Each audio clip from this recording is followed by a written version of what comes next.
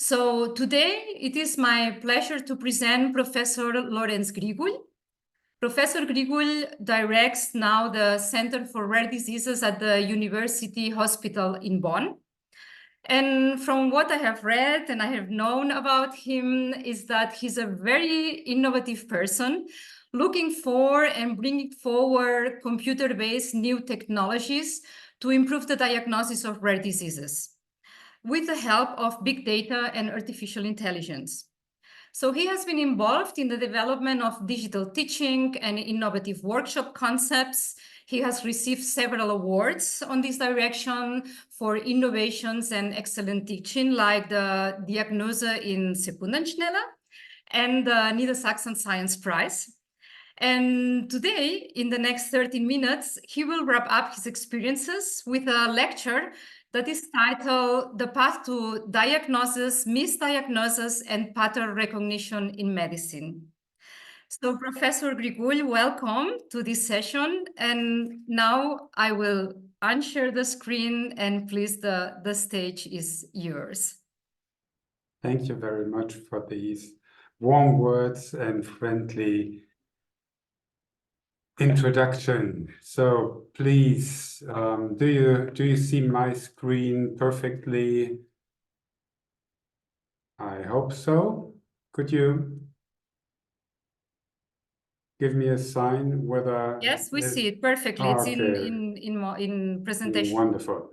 Okay. Dear colleagues, dear GA team, thanks for the invitation and the opportunity to discuss with you what brings us together. Here's my conflict of interest, and this is my learning objectives for the next 30 minutes. I would like to share with you the understanding of diagnostic pathways, assuming that you're not medical doctors, you're scientists, you come from very different areas.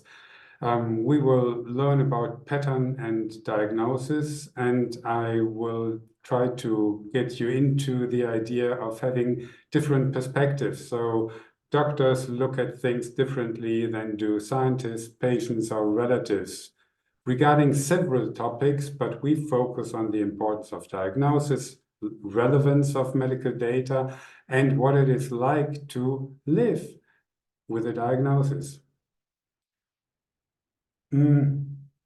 Let me start with a vision for health.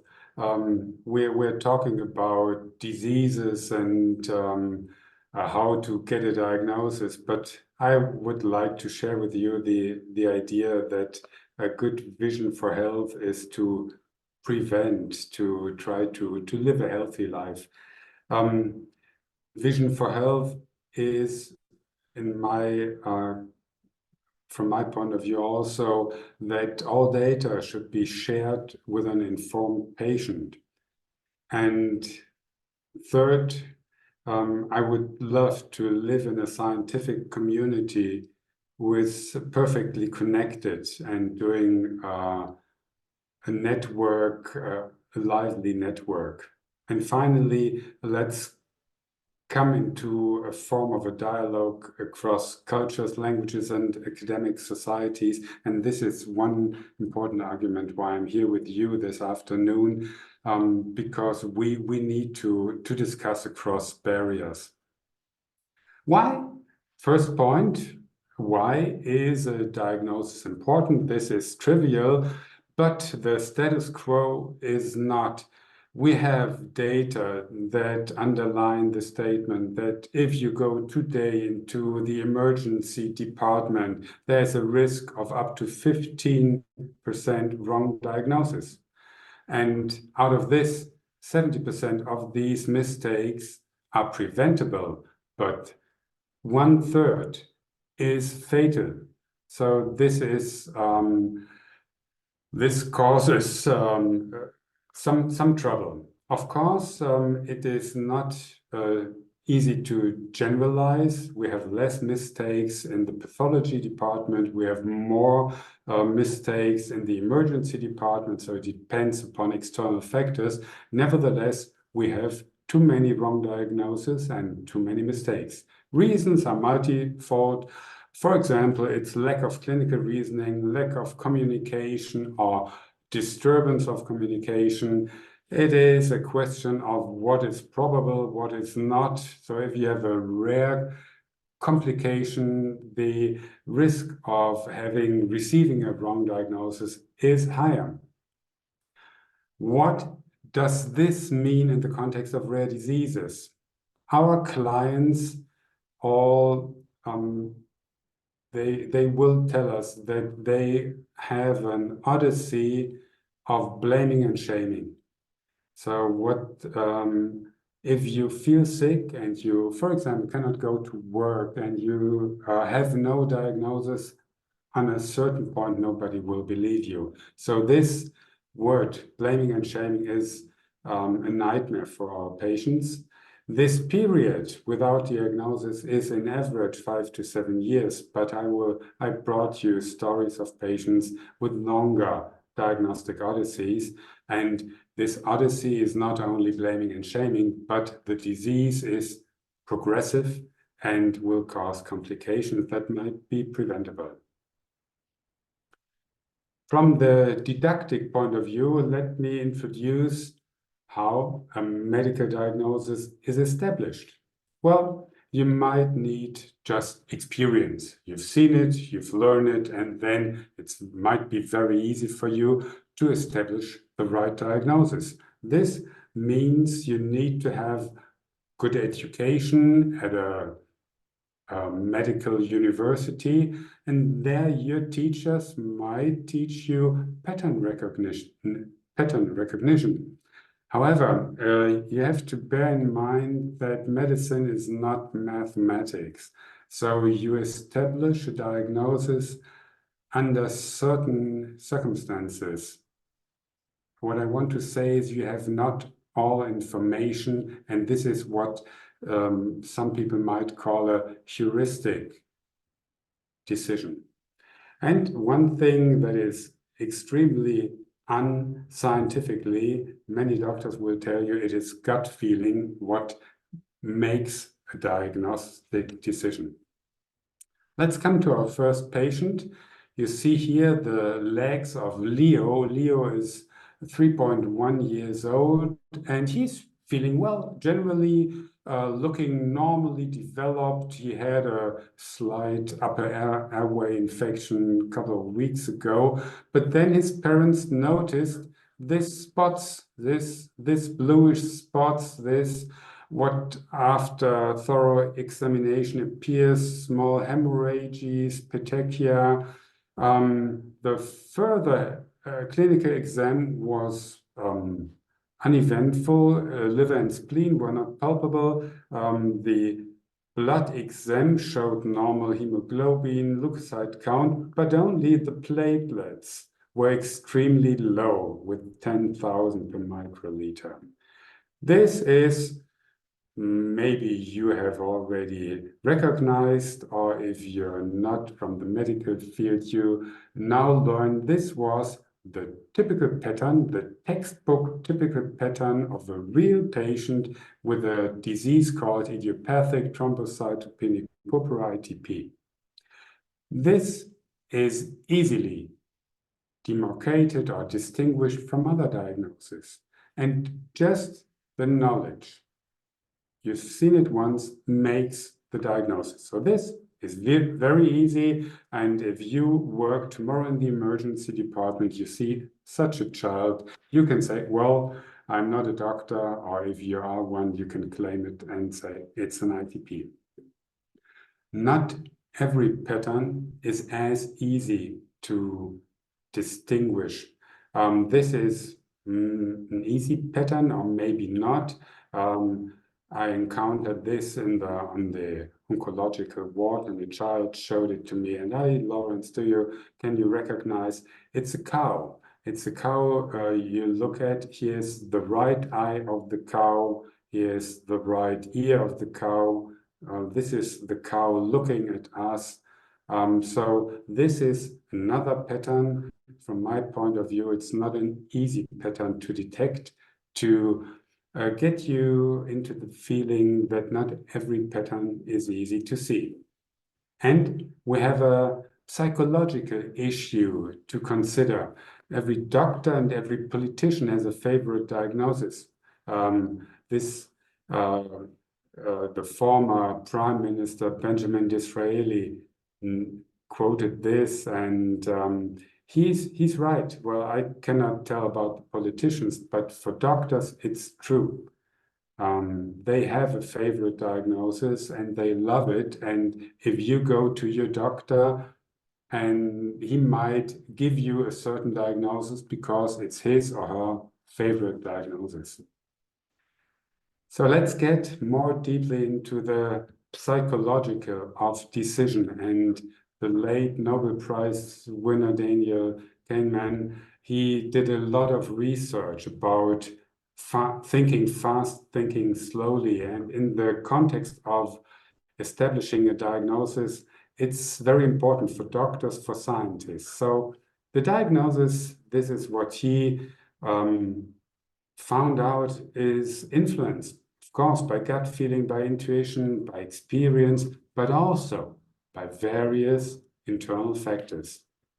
And let's introduce this theory with our second patient.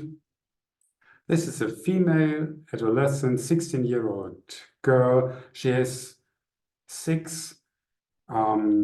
three brothers, three sisters, difficult social situation.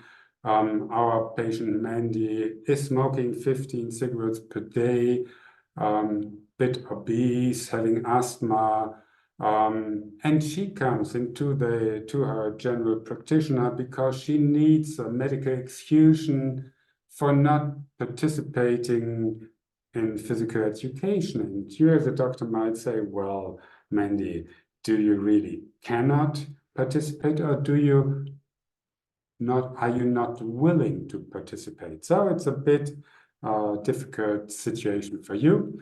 Well, you look at Mandy, you see she has a slight scoliosis, pisa plana valga. You recommend Mandy go for sport. This is good for your asthma, for your bones, for your muscles, and you invest time to suggest, and you do symptomatic therapy, you suggest psychological support. And what you do is also you have what we call in medical context is watchful waiting. However, this watchful waiting ends up in a disaster.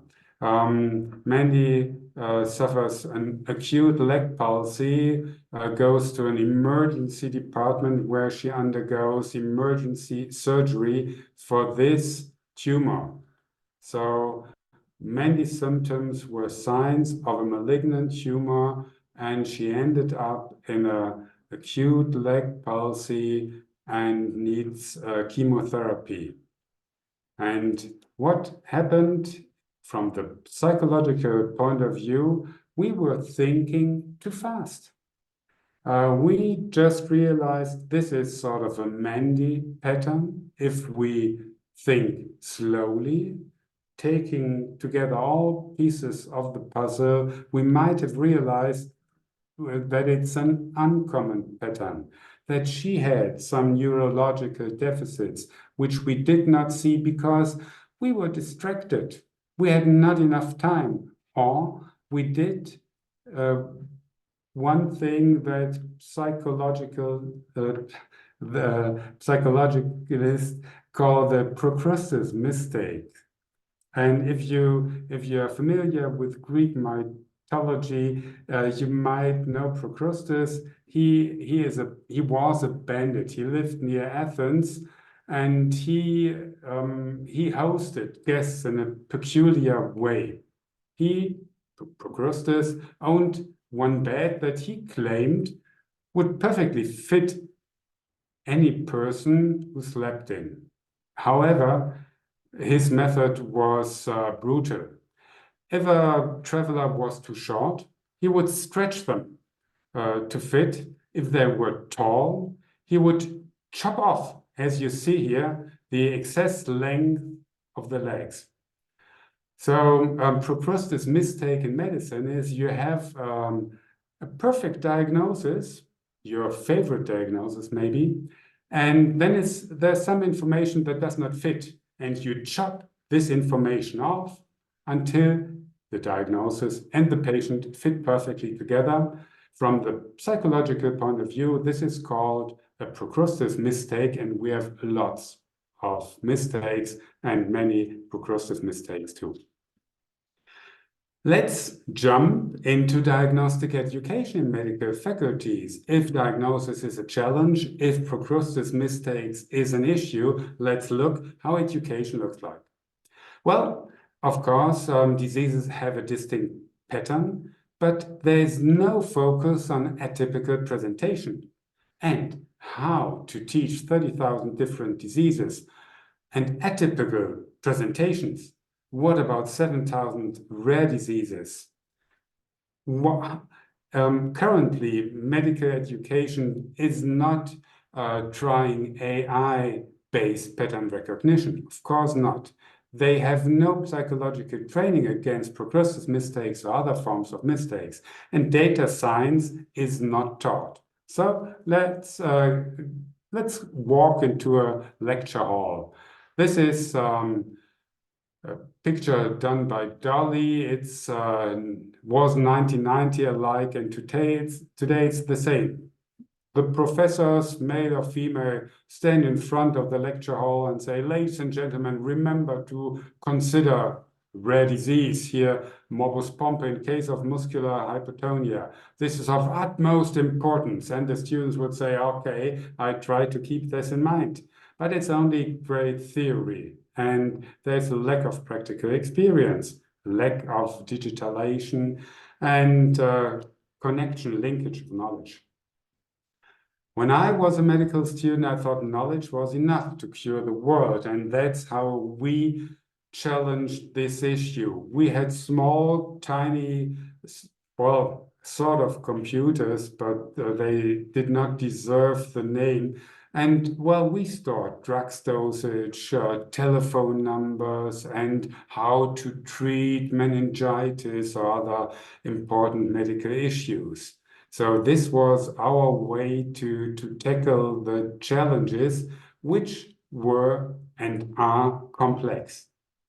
This is a typical situation in the emergency department. You have a young doctor who has honestly never seen such a sick child with worried patients, and we have complex challenges despite the availability of knowledge, because the doctors need years of training to gain enough experience, and they have only a very limited amount of time. So we have complex diseases, we have complex pattern, how to learn the virtue of diagnosis, how to teach pattern recognition, and how many mistakes are necessary to become a master. How do we improve and how do we measure improvement? This is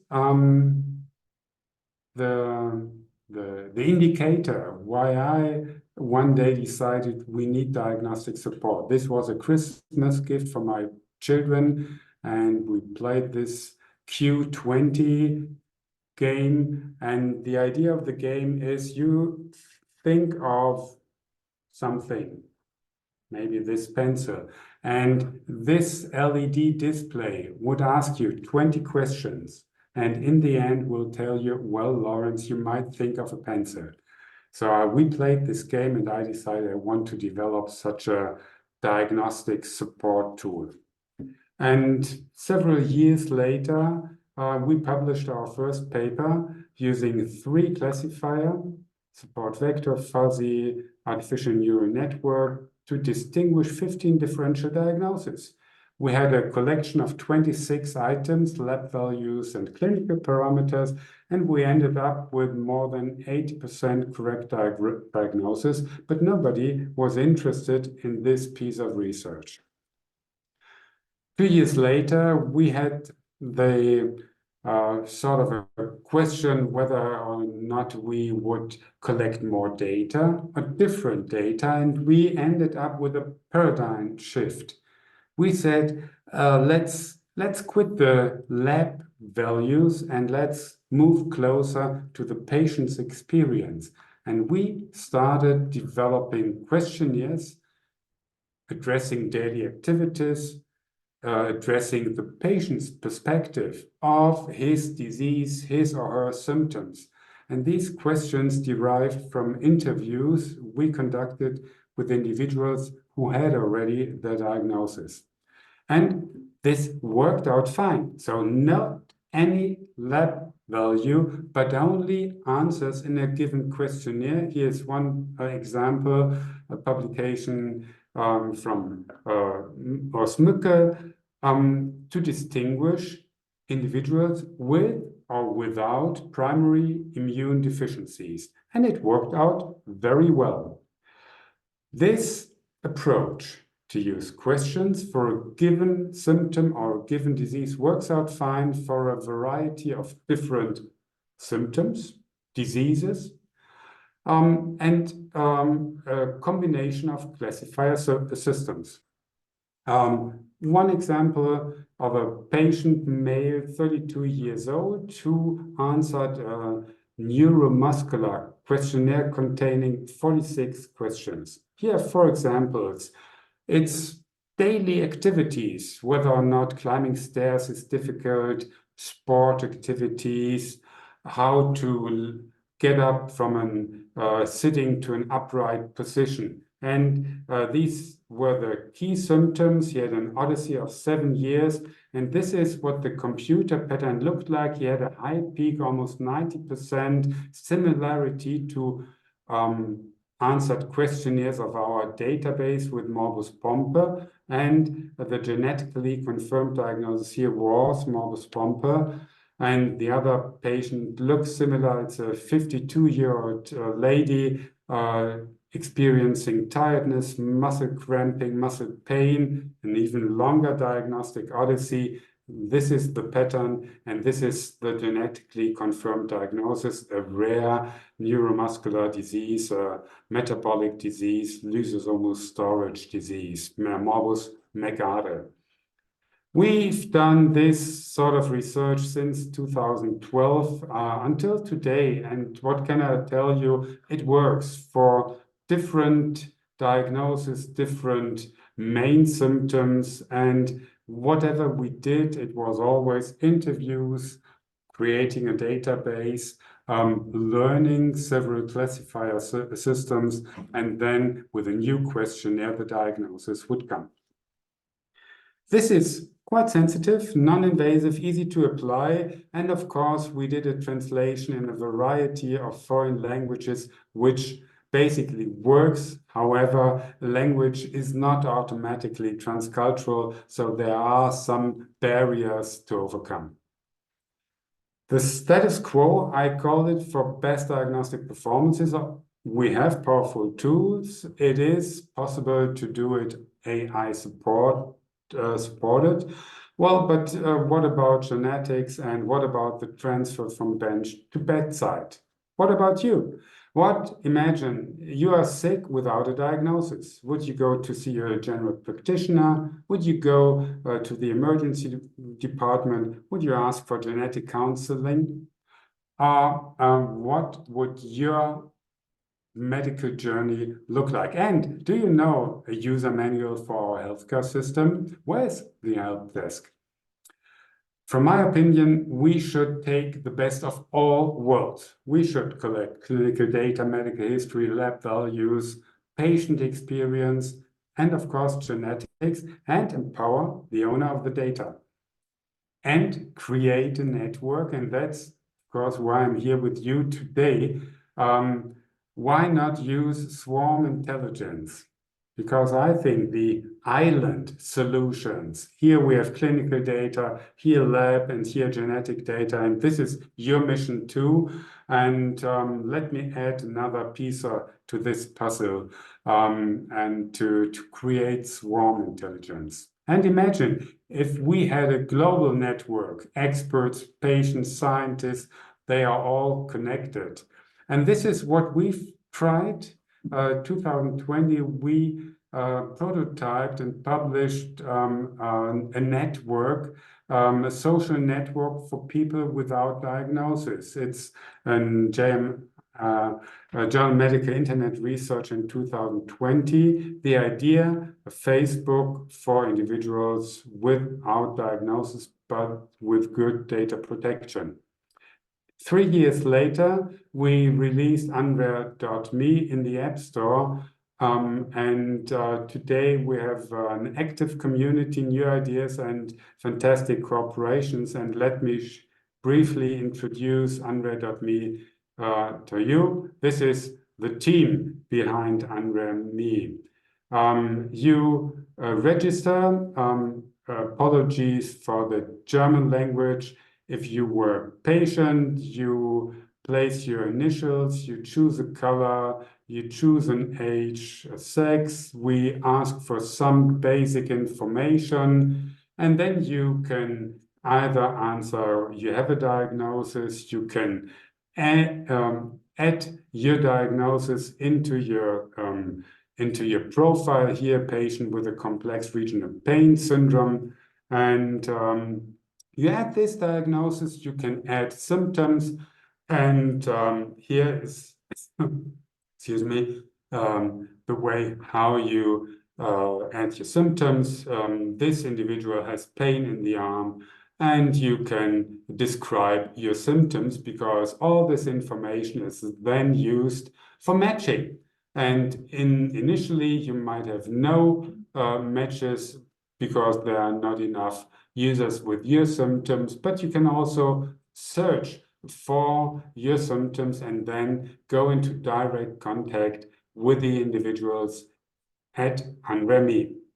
unrare.me at a glance, we call it Tinder for individuals without a diagnosis. It's made for the exchange of knowledge between patients, between relatives, but also between scientists and healthcare professionals. We have many new ideas. It is ongoing development with funding from the BMG, and we have interesting new use cases in 2024. Well, I'm here today to connect, to get in touch with you, and I think it's time to shape the medical future together. And I'm convinced that the genetic information should always be analyzed, be used in collaboration with clinicians. Of course, I'm a pediatrician, with pediatricians and with the families. Let me come to the discussion and conclusion about diagnosis, diagnostic mistakes, AI, and medicine. In a very quick way, I try to convince you that diagnosis is difficult to establish. It's an art, needs a long learning process, and needs a lot of information. Mistakes, unfortunately, they happen, and they are not well documented, at least in Germany. Let's get into controversial discussion about which data are important and how and where to store it. We should all respect fears and regulatory aspects, and of course the laws. We need to consider ethical aspects, and we have to bear in mind there is, at least in the German healthcare system, no incentives for doctors to establish the perfect diagnosis. There is no incentive. No incentive if people want to sell something. For example, Amazon, they do their best. And here you see my Amazon pattern. So they show me they know me because they want to sell me more. And honestly, Amazon knows a lot about my life and maybe my health. And we should have these powerful techniques not only at Amazon, Apple, and wherever, but in the healthcare system in your hands, and of course in the hands of the doctors, your GPs. So pattern recognition is powerful and important, and is also necessary because the variety of disease presentation is enormous. I would love to discuss later the question of data and whether the quantity is better or how to ameliorate the quality. And therefore, again, the multi-professional collaboration is, from my point of view, crucial. The next steps are in parallel. We need health services research, what we call in German Versorgungsforschung. In RarePairs.me, we establish new use cases, interesting, and I would love to come together with you in RarePairs. And of course, for one thing, means networking. Finally, is all this important for good medicine from the point of view of families and patients and parents? Not.